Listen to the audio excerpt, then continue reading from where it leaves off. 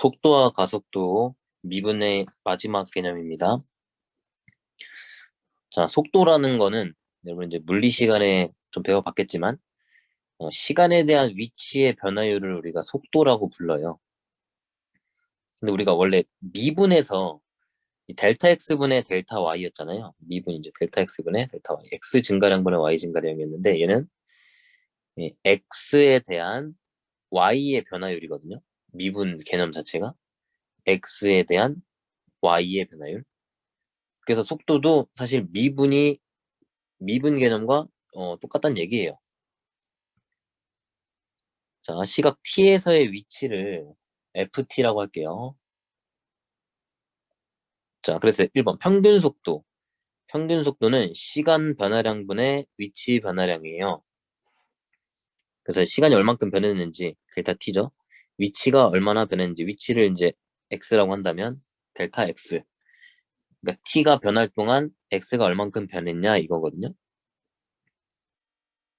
자, 이제 왜 x라고 이렇게 해놨냐면 우리가 이 속도 가속도를 수2에서는 직선 운동만 다루게 돼요. 미적분을 가면은 이 평면에서 운동을 보게 돼요. 이렇게 막 운동하는 걸 보게 되는데 여기서는 여기서 앞으로 가고 뒤로 가고밖에 없어요. 왔다 갔다 왔다 갔다. 그렇기 때문에 위치라고 하는 거는 우리가 좌표 평면이면은 평면에서는 순서상으로 나타나죠. 그 위치가. 근데 여기서는 위치가 그냥 여기 x좌표 하나밖에 없죠. 여기. 그래서 이렇게 x좌표가 얘다. 끝. 이제 이게 위치죠. 수직선에서. 그래서 위치를 ft라고 했는데 보통 이제 얘를 x좌표라고 하기 때문에 델타 x 이렇게 놓은 거예요. 그 위치 변화량을 다른 말로 변위라고 불러요. 변위. 위치 변화량을 변이라고 불러요. 자, 그러면 이제 t 더하기 델타 t 시간, 얘가 이제 나중 시간이에요. 나중 시간. 아래다가 쓸까요? t를 처음 시간이라고 하면 델타 t 시간 후야. 델타 t 후. 그 시간이 t 더하기 델타 t가 된 거예요. 그래서 얘가 나중 시간이에요. 나중 시간.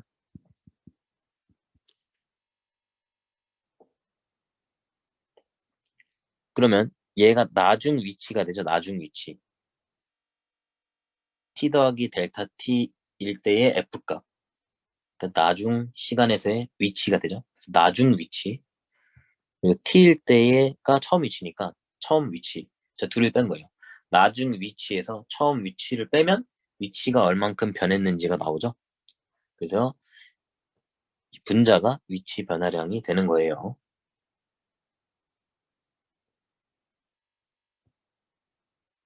그죠? 자, 2번 순간 속도가 나오는데 일반적으로 우리가 속도라고 부르는 거는 앞에 순간이 이제 생략되어 있는 거예요. 그러니까 어떤 자동차가 지금 달려가고 있어요. 그럼 지금 자동차의 지금 이 순간에서의 지금 속도 이렇게 하죠. 그 차가 여러분이 집에서 학교로 갈 때 뭐 부모님 차를 타든 뭐 버스를 타든 택시를 타든 갈 때 집에서 출발해서 학교에 도착할 때까지의 전체 시간분에 이 거리 그러니까 변이를 이렇게 위치 변화량을 하시면 이게 평균 속도잖아요. 그럼 차의 평균 속도가 되는 거고 지금 여기서 달려가고 있는 중이야 차가. 달려가고 있는 중일 때의 그때의 속도는 이제 순간 속도죠. 평균 속도가 아닌. 자, 근데 그걸 어떻게 보냐면 얘 이제 극한을 취합니다. 그러니까 자동차가 이렇게 가고 있는데 0.0000001초 뒤 그러니까 앞으로 살짝 갔겠죠. 두 시점을 보겠다는 거야. 살짝 앞으로 간 이 두 시점을 보고 그 두 시점 차이를 0으로 만들겠다는 거예요. 델타 t를 0으로 간다는 거는 처음 시간과 나중 시간을 한 점으로 보겠다는 거야. 지금 말하자면 미분에서 치면 이 평균 속도는 평균 변화율이 되고 그죠? 시간에 따른 위치의 평균 변화율 순간 속도는 얘는 시간에 따른 위치의 순간 변화율이 돼요.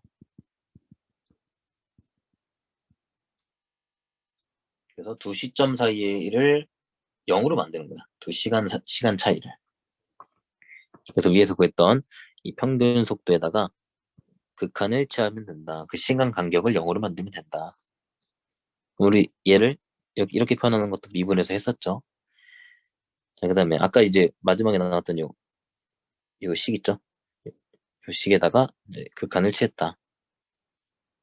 그럼 우리가 이 델타 t를 h로 본다면 얘가 도함수의 정의죠. 그래서 얘가 f 프라임 t가 되는 거 되죠? 그래서 f 프라임 t가 됐고 그게 속도다. 자, 그래서 여러분이 위치를 ft가 위치였잖아요. 위치를 미분하면 속도가 된다는 거예요. 위치를 미분하면 속도가 됩니다. 그래서 자, 그다음 3번. 자, 속도의 크기를 우리가 속력이라고 해요. 자, 속도는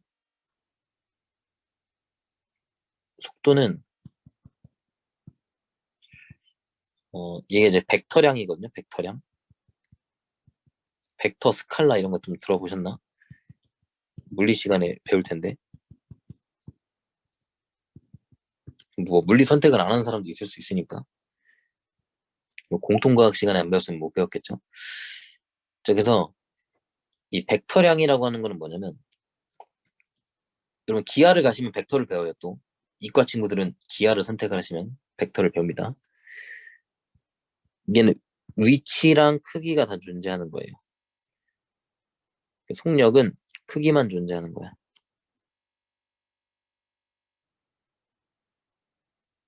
그래서 이렇게 여기에서 이제 사람이 출발을 한 거야. 속도가 플러스 값이잖아요. 속도는 플러스 마이너스 값이 다 있다 그랬잖아요. 속도가 플러스면 앞으로 가는 거고 속도가 마이너스면 뒤로 가는 거예요.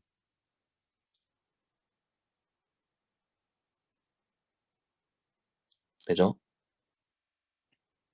속력은 크기만 존재하기 때문에 앞으로 가든 뒤로 가든 그 움직이는 속도, 그 크기, 속도의 크기만 보겠다는 거야. 어느 정도의 빠르기로만 가는지를 보는 거야.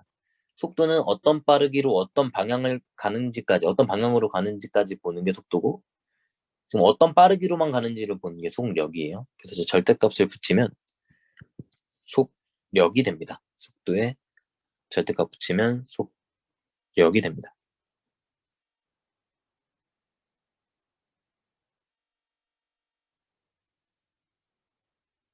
자, 그래서 이제 평균 속력은 또 뭐냐면, 평균 속도랑 또 개념 자체가 달라요. 평균 속력은 시간 변화량분의 이동거리예요. 평균 속도는 아까 시간 변화량분의 위치 변화량이었죠. 위치가 얼만큼 변했는지만 중요한 거야. 그러니까 예를 들면 수직선에서 자, 0에서 출발을 할 거야. 0에서 출발해서 자, 앞으로 2칸 이동했어요. 그 다음에 뒤로 4칸 이동했어요. 그럼 여기 2고 여기 마이너스 2겠죠? 총 6초 동안 움직였다고 하죠. 6초 동안. 6초간의 움직임이야. 자, 이런 상황에서 자, 일단 평균 속도를 찾아보면요. 자, 평균 속도는 자, 전체 걸린 시간분의 시간 변화량이 6초죠. 위치 변화량인데 처음 위치가 0이죠. 0. 처음 위치가 아니죠. 미안합니다. 나중 위치에서 처음 위치를 빼야 위치가 얼만큼 변했는지가 나오는 거죠. 나중 위치가 마이너스 2죠. 처음 위치가 0이었죠. 얘가 마이너스 3분의 1이 돼요. 평균 속도는. 자, 그럼 평균 속력은 어떻게 되냐면 평균 속력은 앞으로 가든 뒤로 가든 다 그 플러스 값으로 본다고 했잖아요. 그 크기만 보기 때문에. 그래서 6초 동안 앞으로 2칸, 뒤로 4칸 갔잖아요. 6초 동안 6만큼 움직인 거야. 그러니까 여기 이동거리라고 나온 게 그거예요. 앞으로 가든 뒤로 가든 움직인 걸 다 더해라. 그래서 평균 속력은 1이 나옵니다. 차이 알겠죠? 그래서 속도에다가, 그러니까 순간 속도에다가 절대값을 붙이면 순간 속력이 되지만 평균 속도에 절대값 붙인다고 평균 속력이 되는 건 아니라는 거예요. 정의 자체가 다르기 때문에 그래요. 아시죠? 평균 속력은 이렇게만 구해야 합니다. 평균 속도 구해갖고 절대값 붙이면 절대 안 됩니다. 자, 속도와 속력의 차이 이해하셨죠?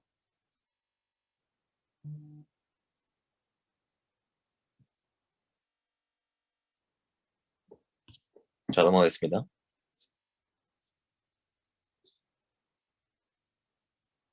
자, 가속도도 마찬가지 미분 개념인데 시간에 대한 위치 변화율이 이거 속도였잖아요. 가속도는 시간에 대한 속도의 변화율이에요. 그러니까 단위 시간 동안 위치가 얼만큼 변했는지가 속도잖아요. 단위 시간 동안 위치가 많이 변하면 속도가 빠른 거잖아요. 그럼 단위 시간 동안 속도가 많이 변하면 가속도가 큰 거예요. 자, 평균 가속도. 자, 시간 변화량분의 속도 변화량. 단위 시간 동안 속도가 얼만큼 변했느냐. 델타 t분의 델타 v 이렇게 되고, 자, 그럼 얘는 속도 변화량을 이렇게 쓰겠죠. 이게 나중 속력이겠죠, 얘가. 나중 속력.